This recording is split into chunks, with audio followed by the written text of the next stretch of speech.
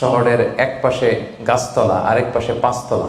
শহরের এক পাশে 5 স্টার 7 স্টার হোটেল, বৃত্ত, বৈভব, আনন্দ, উল্লাস, এন্টারটেইনমেন্টে মানুষ ফুর্তিতে মজে থাকবে। আর শহরের আরেক পাশে বস্তি, না খেয়ে মানুষ চিকিৎসার অভাবে ধুকে ধুকে মরবে। ইসলাম এটা চায় না। ইসলাম চায় সম্পদের তারল্য সবার হাতে পৌঁছে যায়। আল্লাহ বলেন, সম্পদ যেন শুধু তোমাদের ধনীদের হাতে কুক্ষিগত না হয়, এজন্য আমি এই জাকাতের ব্যবস্থাপনা করেছি। ফলে সবার কাছে এই জাকাতের অর্থ কিন্তু পৌঁছে যাবে। জাকাত হচ্ছে one of the 5 pillars of Islam. ইসলামের 5টা ভিত্তির একটা। 3 নাম্বার ভিত্তি, প্রথমে ঈমান, তারপরে সালাত, তারপরেই জাকাত। একটা তাঁবুর 5টা খুঁটি থাকে। এই তাঁবুর 5টা খুঁটিকে যদি ইসলামের 5টা পিলারের সাথে তুলনা করি, তাহলে মাঝখানের খুঁটিটার নাম জাকাত। মাঝখানের খুঁটি না থাকলে যেমনি তাঁবু উঁচু হয়ে দাঁড়াতে পারে না, তেমনি জাকাত ভিত্তিক অর্থ ব্যবস্থা না হলেও মুসলিম উম্মাহ মাথা উঁচু করে দাঁড়াতে পারে না। যেমন এখন আমাদের জাকাত ভিত্তিক অর্থ ব্যবস্থা নাই, ফলে গোটা বিশ্বে আমরা কিন্তু ওইরকম নেতৃত্ব স্থানীয় বা উন্নতির একেবারে শীর্ষ স্থানে ওই পর্যায়ে কিন্তু আমরা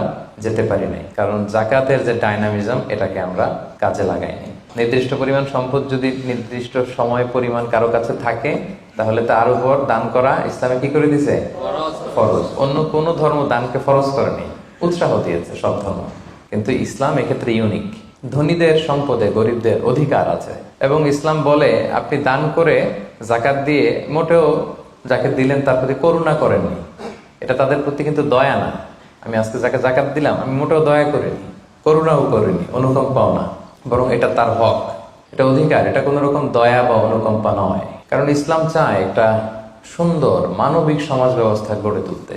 এই জাকাত কিন্তু যাদের উপর ফরজ হয়েছে, এটা আপনাকে আদায় করতেই হবে, এখানে কোনো ছাড় নেই। এবং এটা গরিবদের অধিকার, এটা সোশ্যাল সিকিউরিটি নেট, যাতে সকলের কাছে অর্থের তারল্য পৌঁছে যায়। এজন্য আল্লাহ তাআলা জাকাতকে ফরজ করেছেন।